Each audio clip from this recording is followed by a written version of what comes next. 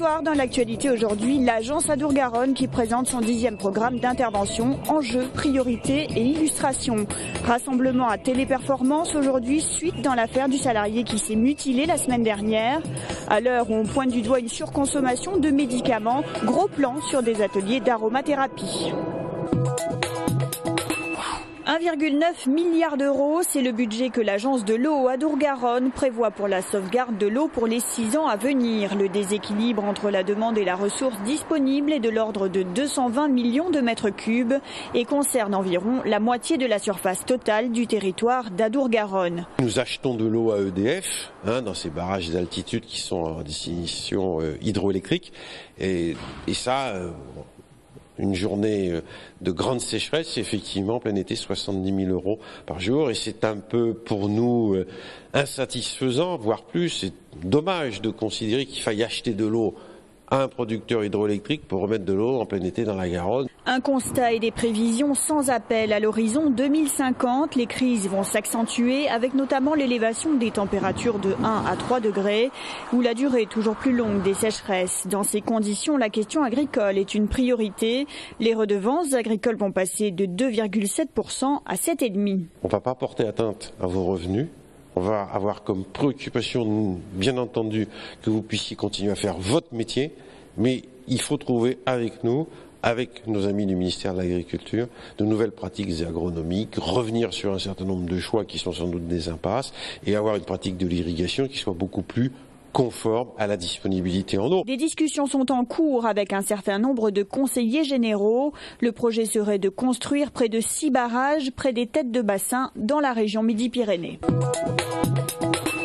Nouvelle mobilisation des salariés de Téléperformance après l'automutilation de l'un des leurs il y a une semaine. Ce week-end, la direction a décidé de suspendre la procédure de licenciement engagée contre lui à la suite de son acte. Mais pour les élus du personnel, ce n'est pas encore assez. Ils demandent l'abandon de cette procédure et la reconnaissance d'une souffrance liée au travail. Ce qui l'a énormément fait souffrir, c'est qu'on l'accuse de ne pas être en souffrance alors qu'il le manifeste depuis des mois, depuis le mois de septembre en tous les cas. Ça, c'est la première des mesures, c'est reconnaître que ce salarié est en souffrance à cause de ses conditions de travail. Et on demande l'ouverture des négociations sur les conditions de travail, les conditions et l'amélioration des conditions de travail, avec une prise en compte des risques psychosociaux dans cette entreprise, afin que les salariés puissent venir travailler sereinement. La directrice du site s'est engagée la semaine dernière à suspendre tous les entretiens préalables à licenciement non liés à un abandon de poste ou à une absence injustifiée. Selon ces salariés, le climat social serait très tendu dans l'entreprise. J'ai des salariés qui m'interpellent en pleurs. J'ai des salariés qui font des malaises à cause du stress. J'ai des salariés aussi qui demandent à ce qu'on enquête, qu'on aille faire un peu qu'on aille tempérer la situation avec des managers qui ont des attitudes anti-professionnelles. Ça se traduit aussi par l'augmentation de passage à la visite médicale. Donc on a beaucoup de cas recensés de souffrance au travail auprès de la médecine du travail. Le site de Blagnac compte 800 salariés. Aide à domicile pour personnes dépendantes ou simples travaux de ménage, les ADMR représentent le premier réseau de services de proximité et dispensent chaque année des millions d'heures d'intervention. 80% de sa clientèle sont des bénéficiaires de l'APA, l'allocation personnalisée d'autonomie que distribue le Conseil général. Problème, depuis 2011, les ADMR ont vu leur travail certifié par la norme ISO 9001. Leur tarif horaire a augmenté en conséquence. Il est désormais trop élevé pour les bénéficiaires de l'APA. Ce qu'on dénonce aujourd'hui, c'est la tarification de l'APA qui est trop bas par rapport à nos prestations. C'est-à-dire que les bénéficiaires doivent payer une partie de leur poche. Notre travail, il risque de partir parce qu'on n'a plus de dossier APA. On a beaucoup moins de personnes à prendre en charge qui vont chez la concurrence. Une concurrence jugée déloyale avec l'emploi de personnel non qualifié selon ces ADMR. En parallèle est dénoncée une dégradation des conditions de travail depuis l'application d'une nouvelle convention de janvier 2012, avec notamment une diminution du remboursement des frais kilométriques. Une employée à temps plein perd 200 € par mois depuis la nouvelle convention collective. 200 € sur un salaire de 1 500 €. Concernant le problème du coût horaire des ADMR au regard du montant de l'APA, le Conseil général n'a pas répondu à nos sollicitations mais a reçu une délégation de 8 personnes dans l'après-midi. Le statut des ADMR pourrait être réexaminé, mais pas avant début 2013. Découvrir les technologies numériques. Dans le cadre de la Novella, l'espace de la laïcité a accueilli le Forum numérique, une journée dédiée aux seniors. Tablettes, smartphones, visioconférences, les participants ont pu s'initier aux dernières technologies en vogue. Plusieurs ateliers étaient organisés afin de familiariser les personnes âgées à ces nouveaux outils. Elle permet de ne pas se servir d'un clavier si on ne veut pas.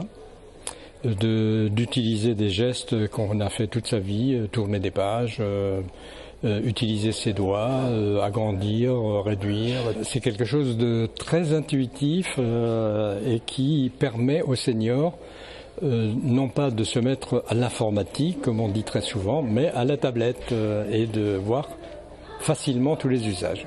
Une journée conviviale et transgénérationnelle pour réduire la fracture numérique. Les jeunes bénévoles de Cyberdicap ont pu former leurs aînés à l'utilisation du logiciel Skype, un outil ludique et pratique pour garder le contact avec ses proches. Ils ont vite compris, puis surtout ce que j'ai retenu, c'est qu'ils étaient étonnés, quoi. Quand ils ont vu le résultat d'aujourd'hui, qu'on allait pouvoir se parler en direct avec la caméra, ils ont trouvé ça super intéressant, ils sont restés bouche bée. La mairie de Toulouse et le Conseil des seniors se sont félicités du succès de cette première édition. Elles sont connues depuis l'Antiquité, utilisées en médecine, en parfumerie, en cosmétique et même pour l'aromatisation culinaire. Et pourtant, le réflexe huiles essentielles reste timide en France. Ici, accros et non initiés viennent découvrir ou redécouvrir l'art de fabriquer son propre élixir. J'ai toujours beaucoup entendu parler des huiles essentielles et je ne connais pas du tout. Donc je suis venue en pleine découverte. Je pratique donc la relaxation et la méditation et que donc les huiles essentielles sont un complément pour se relaxer, pour se détendre et donc ça m'aide à pratiquer mon art à côté. Et voilà. J'utilise déjà 2 ou 3 huiles essentielles. Je trouve que ça fonctionne très bien. C'est très efficace. Lavande et menthe poivrée. Oui, ça y est. Et pour le menthe poivrée, je souffre des migraines et je trouve que c'est très efficace. Un peu de théorie pour rappeler les bases et surtout de la pratique, ludique pour une approche quasi réflexe des huiles essentielles. En premier soin, juste avant d'aller chez son médecin traitant ou même si un jour on se sent pas bien, si on est mal, si on a un coup de blues ou quoi que ce soit, j'ai vraiment envie d'apprendre aux gens d'avoir ce réflexe-là, huile essentielle, et qui marche vraiment extrêmement bien. On est aussi dans une approche très psychologique, très psychique.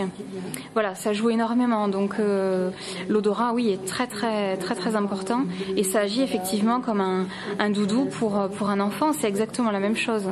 L'aromathérapie, elle vend en poupe, même si les huiles essentielles restent onéreuses, comptez de 5 à 25 € pour un flacon de 10 ml. Attention aussi à certains effets secondaires. Ces huiles végétales peuvent déclencher des irritations, des maux de tête, voire même des nausées. En cette période de l'année, l'incontournable, c'est l'huile essentielle de pin sylvestre, un anti-fatigue ou la marjolaine à coquille, anti-stress et anti-insomnie. Actuel deuxième du championnat, le TFC se déplace à Lille ce soir pour les 8e de finale de Coupe de la Ligue. Un premier gros test pour le club qui a fait de cette compétition un objectif déclaré. Le LOSC 10e du championnat sera diminué par un grand nombre de blessés, mais les Violets ne se sont plus imposés là-bas depuis 2006. Casanova sera privé de Rivière et Zebina blessés et Braten pourrait être titularisé en pointe. Coup d'envoi à 20h45, un match à suivre sur France 4.